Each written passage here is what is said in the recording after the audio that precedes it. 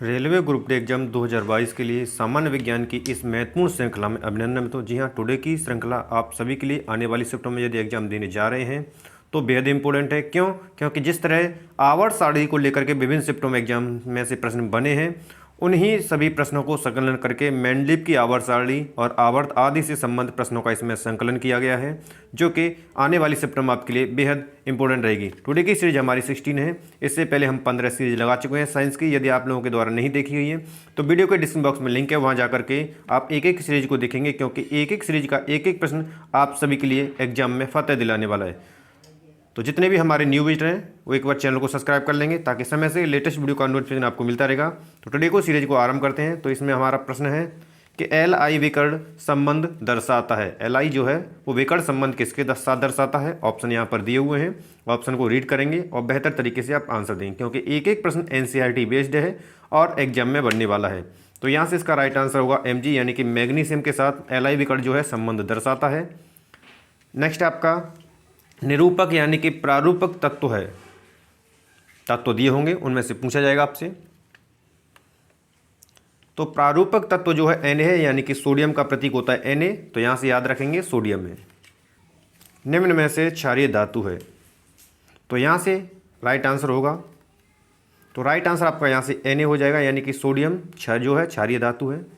अगला प्रश्न, उभयधर्मी ऑक्साइड है। ऑप्शन दिए हुए हैं और ध्यान से समझते हुए आपको जवाब देना है। तो ऑप्शन के अकॉर्डिंग देखना है कि उभयधर्मी ऑक्साइड यहाँ से कौन सा है। तो यहाँ से इसका जो राइट आंसर है वो सी हो जाएगा। Al2O3 आपका जो है उभयधर्मी ऑक्साइड है। ठीक है। नेक्स्ट आपका एक तत्व के क्लोराइड का सूत्र MCl2 है, इसके ऑक्साइड का सूत्र है। ये प्रश्न जो है प्रीवियस एग्जाम में बना हुआ है, कई शिफ्टों में ये पूछा गया है। ठीक है, याद रखेंगे। तो यहां से इसका जो राइट आंसर है वो ऑप्शन बी हो जाएगा MO। ठीक है। अगला प्रश्न, एक तत्व M के कार्बोनेट का सूत्र MCO3 है, इसमें क्लोराइड का सूत्र होगा। अब क्लोराइड का सूत्र पूछा गया है। ठीक है, इससे पहले क्लोराइड का M के साथ क्लोराइड का सूत्र दिया हुआ था। तो यहां से इसका राइट आंसर हो जाएगा MCl2, जो कि ऑप्शन ए में है। आपका आंसर एक करेक्ट हो जाएगा। ठीक है। अगला प्रश्न, निम्नलिखित में से अम्लीय ऑक्साइड है। अम्लीय ऑक्साइड है, प्रश्न को रीड करेंगे और जवाब देंगे। तो यहां से इसका जो राइट आंसर है वो ऑप्शन डी हो जाएगा P2O5। नेक्स्ट आपका तत्व X HCl2 सूत्र वाला एक क्लोराइड बनाता है, जो एक ठोस है तथा जिसका गलनांक अधिक है। आवर्त सारणी में यह तत्व संभवतः किस समूह के अंतर्गत होगा या आएगा? ठीक है। प्रश्न को लैंग्वेज यदि लेंथी दी है तो प्रश्न को समझें आप पहले, और उसको पहले समझ नहीं आए तो उसको फिर पुनः से समझने की कोशिश करें, उसके पश्चात ही आप आंसर लगाएं। ठीक है। तो यहाँ से इसका राइट आंसर Mg हो जाएगा, मैग्नीशियम। ठीक है। अगला तत्व जो क्षारीय ऑक्साइड बनाता है का परमाणु क्रमांक है। जो तत्व क्षारीय ऑक्साइड बनाता है उसका परमाणु क्रमांक है, तो यहाँ से पूछा हुआ है। ठीक है। तो यहाँ से जिसका राइट आंसर आएगा ऑप्शन डी 19। अगला है आपका निम्नलिखित में से किसका आकार बड़ा है। ऑप्शन दिए हुए हैं और आपको बताना है कि आकार किसका बड़ा है।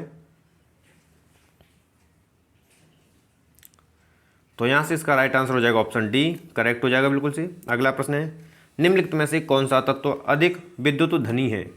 अधिक विद्युत धनी है। ठीक है।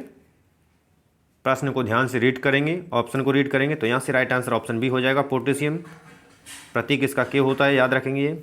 निम्न में से किसकी विद्युत ऋणात्मकता सबसे कम है। कौन सर्वाधिक विद्युत धनी है, सबसे कम विद्युत ऋणात्मक किसकी है। यहाँ से प्रश्न हर शिफ्ट में आपके बन रहे हैं।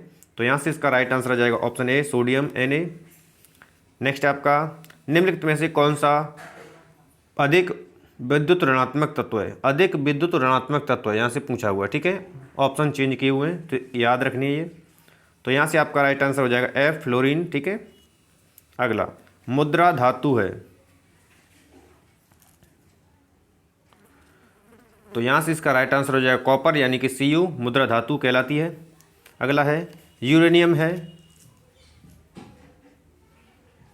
तो यूरेनियम जो है आपका अंतः संक्रमण धातु, यानी कि आंसर डी हो जाएगा यहाँ से करेक्ट। ठीक है। अगला प्रश्न, आवर्त सारणी में बाईं से दाईं ओर जाने पर प्रवृत्तियों के बारे में कौन सा कथन असत्य है। असत्य कथन की आपको पहचान करनी है। प्रश्न को आप ध्यान से देख लें एक बार, ठीक है, जिससे समझ आ जाए कि प्रश्न में आखिर पूछा क्या है। ऑप्शन को भी ध्यान से पढ़ेंगे। असत्य कथन की बात की गई है, ठीक है, तो प्रश्न को पढ़ लिया। तो यहाँ से इसका जो राइट आंसर वो ऑप्शन सी हो जाएगा। परमाणु आसानी से इलेक्ट्रॉन का त्याग करते हैं, ये जो कथन है वो असत्य है। बाकी तत्वों की धात्विक प्रवृत्ति जो घटती है, संयोजकता इलेक्ट्रॉनों की संख्या के साथ बढ़ती है, इसके ऑक्साइड अधिक अम्लीय हो जाते हैं, ठीक है, ये सभी सत्य हैं। नेक्स्ट है आपका विकर्ण संबंध रखने वाला तत्व है। विकर्ण संबंध आपस में जो मैंने बताया था कि कौन सा विकर्ण किससे संबंध रखता है, तो वहीं से ये प्रश्न है, ठीक है। तो यहाँ से इसका जो राइट आंसर है वो Li का Mg के साथ, ठीक है, सही ऑप्शन के अकॉर्डिंग बन रहा है। तो आंसर यहाँ से बी करेक्ट हो जाएगा। अगला प्रश्न आपका नियॉन है। तो नियॉन एक अक्रिय गैस है, याद रखेंगे, आंसर बी हो जाएगा। अगला है यूरेनियम है। तो यूरेनियम जो है एक रेडियो एक्टिव तत्व है, ठीक है, तो आंसर यहाँ से सी हो जाएगा करेक्ट। यहाँ से आंसर इसका सी करेक्ट हो जाएगा। ये थे मित्रों टुडे की आवर्त सारणी से सबसे अहम और सेलेक्टेड आने वाली शिफ्टों में बढ़ने वाले प्रश्न। आशा करते हैं टुडे के प्रश्नों का संकलन आपको पसंद आया है। प्रश्नों का संकलन पसंद आया तो मोर देन लाइक और शेयर करेंगे। चैनल को अभी तक सब्सक्राइब नहीं किया तो चैनल को सब्सक्राइब कर लीजिए ताकि बेहतर तरीके से आपकी तैयारी बनी रहे। मित्रों धन्यवाद।